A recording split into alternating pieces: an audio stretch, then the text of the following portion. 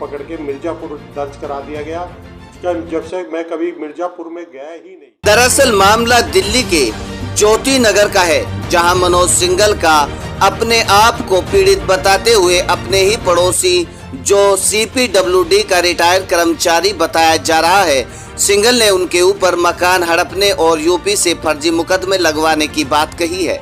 वहीं शासन प्रशासन से लगातार गुहार लगाने के बाद भी इंसाफ न मिलने पर निराश होकर सोशल मीडिया और स्ट्रीम मीडिया पर प्रेस कॉन्फ्रेंस के जरिए महामहिम राष्ट्रपति जी से इच्छा मृत्यु की अनुमति प्रदान करने को कहा है। और क्या कहा मनोज सिंघल ने, आइए देख। मेरा फ्लैट हड़पने के लिए, मेरा मकान हड़पने के लिए मेरे खिलाफ नकली मुकदमे दिए, मेरे को धमकी दी जा रही है जिससे कि मैं अपना फ्लोर छोड़ के भाग जाऊं। पहला मुकदमा उसने इंदिरापुर में मेरे खिलाफ फिरौती का नकली दर्ज कराया। दूसरा मुकदमा उसने मुरादाबाद एक लड़की को पकड़ के नकली मुरादाबाद में मुकदमा दर्ज करा दिया। तीसरा उसने मिर्जापुर में SC/ST एक्ट का एक नकली मुकदमा मेरे खिलाफ दर्ज कराया और कहता है बिहार में भी 2 मुकदमे आपके खिलाफ दर्ज करा दिए, या तो अपना मकान छोड़ के भाग जाओ या आपको मार दिया जाएगा यूपी में जब भी आप जाएंगे। इसके खिलाफ आप पुलिस में गए? मैं इसके खिलाफ मैंने एप्लीकेशन लगाई, उसको CBI के डायरेक्टर को भी लिखा, मैंने होम मिनिस्टर को भी लिखा, DCP को भी लिखा, लेकिन मेरे फेवर में कोई कार्रवाई नहीं हुई।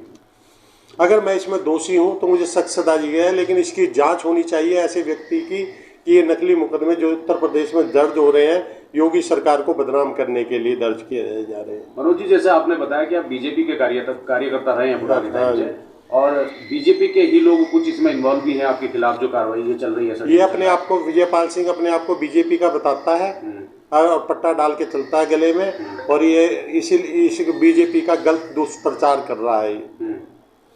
अभी आप क्या चाहते हैं? मैं ये चाहता हूँ कि इसमें हाई स्तरीय जांच हो और अगर जो भी दोषी हो उसे सख्त से सख्त सजा दी जाए। जैसा कि आपने अभी हमें बताया कि मैं इतना पीड़ित हूँ कि मैं महामहिम राष्ट्रपति से इच्छा मृत्यु मांग रहा हूँ।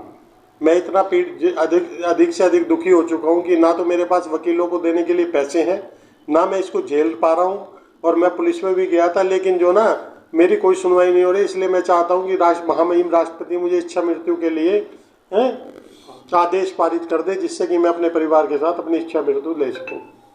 अच्छा, ये जो विपक्षी गण है, आपने बताया कि गवर्नमेंट एम्प्लॉय थे। हाँ जी। क्या कहना चाहेंगे इसमें कि कौन से विभाग में एम्प्लॉय थे और कहाँ कहाँ इन्होंने अपने प्लॉट्स बनाए हैं, बिल्डिंग खड़ी करी है? ये CPWD में एम्प्लॉय थे। किस कैटेगरी के एम्प्लॉय थे? ये इंजीनियर एम्प्लॉय थे। इन्होंने एक तो ये B26 अपनी बिल्डिंग खड़ी करी, एक अपनी वाइफ के नाम लेके उसको ट्रांसफर कर लिया, जबकि वाइफ को ब्रेन ट्यूमर था, वो कुछ कर ही नहीं सकती थी।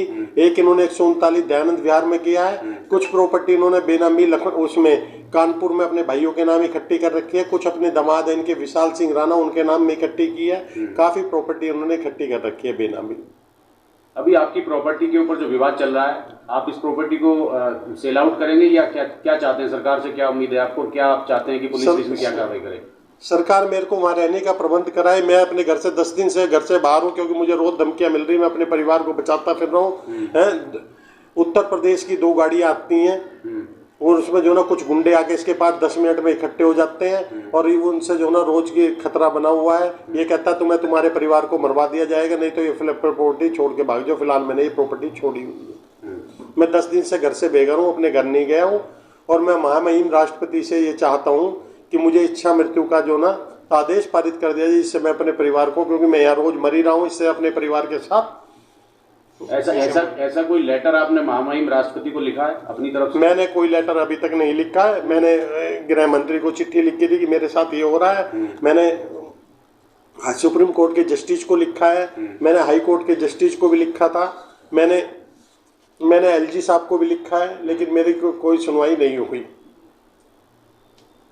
यूपी का मामला भी बता रहे हैं आप? हाँ, यूपी मुकदमे नकली उत्तर प्रदेश में दर्ज कराए जा रहे हैं। ये जो एक तरह से भूमाफिया ही हो जाते हैं, तो इनके लिए योगी सरकार